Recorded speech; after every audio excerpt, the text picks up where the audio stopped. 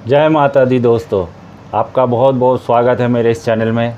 जैसा आपको पता ही है, आज 24 अक्टूबर 2021 है और आज करवा चौथ का दिन है।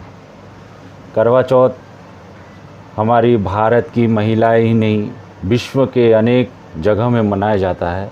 पूरे विश्व में ये पर्व इतना स्वीट है, इतना सुंदर है कि इसके जैसा कोई दूसरा पर्व नहीं है। इस दिन सुहागनें निर्जल व्रत रखती हैं अपने पति के दीर्घायु के लिए। और इस बार बहुत ही शुभ एक योग बना हुआ है। इस बार जो चंद्रमा है वो रोहिणी नक्षत्र में है, जो कि चंद्रमा के लिए सबसे शुभ माना जाता है। और आज रविवार भी है तो सूर्य देव का दिन भी है, तो एक बहुत सुंदर सा एक योग बना हुआ है। करवा चौथ ये एक आदि परंपरा से मनाया जाता आ रहा है। आज हम जानेंगे कि ये परंपरा कैसी शुरू हुई, क्यों मनाया जाता है, इसके पीछे क्या कथा है। तो यूँ तो कई कथाएं प्रचलित है इसके संदर्भ में, लेकिन सबसे जो प्रासंगिक है, जो सबसे सत्य प्रतीत होती है, वो वराह पुराण में है कि द्वापर युग में एक लेडी थी, एक नारी थी जिनका नाम करवा था। वो बहुत बड़ी दुर्गा माँ की भक्त थी। तप करती थी, जप करती थी। पूरा उनका दिन दुर्गा माँ की आराधना पे, उनकी आरती पे, उनके भजन पे बीत जाता था। तो एक बार ऐसा हुआ कि उनके पतिदेव प्रातःकालीन जब स्नान करने गए नदी में, तो एक मगरमच्छ ने उनके पैर को पकड़ लिया और वो मगरमच्छ उसे खींचने लगा। तो उन्होंने जब आवाज़ लगाई तो उनकी पत्नी दौड़ कर आई, यानी करवा माँ, और उन्होंने अपने तप के द्वारा उस मगरमच्छ को एक अपनी साड़ी के एक धागे से उसे बांध दिया और उसके प्राण हरने लगी, मगरमच्छ के प्राण लेने लगी। तो ये जो प्रकृति का जो जिसका मृत्यु या जीवन सब कुछ तय रहता है, तो इस पर यमराज जी वहाँ पहुँच गए और बोलने लगे, आप ये क्या कर रही है, ये तो तय है, इनका आज मृत्यु है ये मगरमच्छ के द्वारा, आप इसको बदल नहीं सकती, ये लिखा हुआ है। तो बहुत क्रोधित हो गई और वो बोली, जे मैं इसको बदल के रहूँगी और ज़्यादा आप अगर मुझसे अगर वाद विवाद किए तो मैं आपको भी नहीं छोड़ूंगी। तो यमराज जी खुद घबरा गए उनसे, उनकी तेज को देखते हुए, उनके क्रोध को देखते हुए, और खुद बहुत बड़ी वो एक भक्त थी दुर्गा माँ की, तो उनमें तप के द्वारा उनमें काफ़ी शक्तियाँ भी थी। तो यमराज जी उनसे निवेदन किए कि हे देवी, मैं कुछ कर नहीं सकता, ये जो सृष्टि की सारी चीज़ें हैं ये लिखी हुई रहती है, इसको बदल नहीं सकते।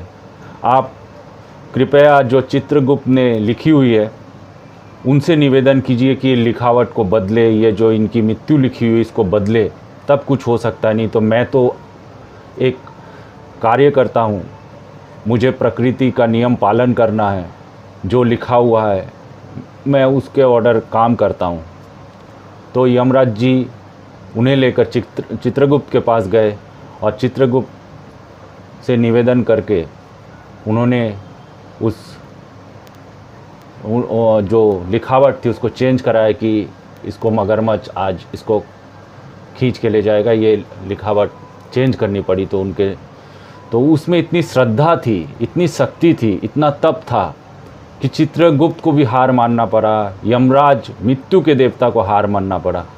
तो नारी जो है शक्ति का स्वरूप है, अगर नारी जिद पे आ जाए तो प्रकृति के नियम को बदल सकती है। सत्यवान और सावित्री की कथा तो आप लोगों ने सुनी हुई होगी, तो ये भी उसी तरह की कथा है। तो उन्होंने जो है चित्रगुप्त के लिखावट को बदला, अपनी पतिव्रता और अपने तप के माध्यम से उन्होंने भगवान को भी अपने सामने झुकाया। तो तब से ये व्रत करवा माँ के यादगार में मनाया जाता है। और चित्रगुप्त ने तभी उनको वरदान भी दिया कि आज से ये जो आपकी आराधना करेगा, आपकी पूजा करेगा, उनके पतिदेव को, उनके स्वामी को भी दीर्घायु का वरदान मिल जाएगा।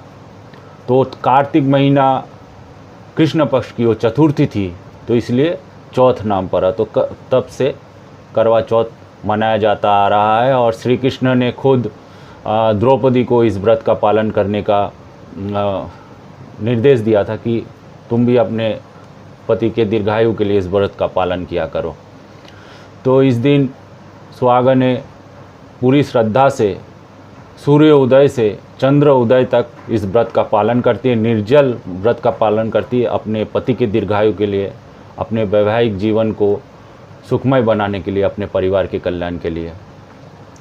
इस दिन लाल कपड़े और पीले कपड़े पहनना बहुत शुभ माना जाता है। इस दिन काले या बेरंग के कपड़े नहीं पहनना चाहिए, वो बहुत ही अशुभ होता है। और एक बहुत ज़रूरी बात, जो माताएं होने वाली है, जो अंतःसत्ता है, जो प्रेग्नेंट लेडी है, उनको ये व्रत निर्जला नहीं लेना चाहिए। इससे जो है गौरी माता, जो कि करवा माता की आराध्य देवी थी, वो नाराज़ होती है, क्योंकि पेट में जो शिशु है उसको कष्ट देकर कोई व्रत पालन नहीं करना चाहिए। फलाहार जलाहार के साथ वो व्रत पालन कर सकती है।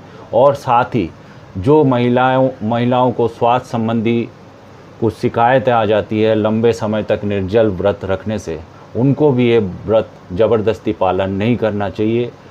आप फलाहार जलाहार के साथ पूरे शुद्धता के साथ इस व्रत का पालन कर सकती हैं, और आपको ज़रूर गौरी माता और करवा माता की कृपा बरसेगी। आशा करता हूँ आपको ये कथा बहुत अच्छी लगी होगी। हाँ, बता दूँ, आज चंद्र उदय का शुभ मुहूर्त 6:10 से 8:10 तक है, भारतवर्ष के अलग अलग प्रदेशों में समय अनुसार। और आप बहुत शुद्धता के साथ, धैर्य के साथ इस व्रत का पालन करें। और मैं आप सबकी मंगल कामना के साथ ये वीडियो ख़त्म करता हूँ। नमस्कार।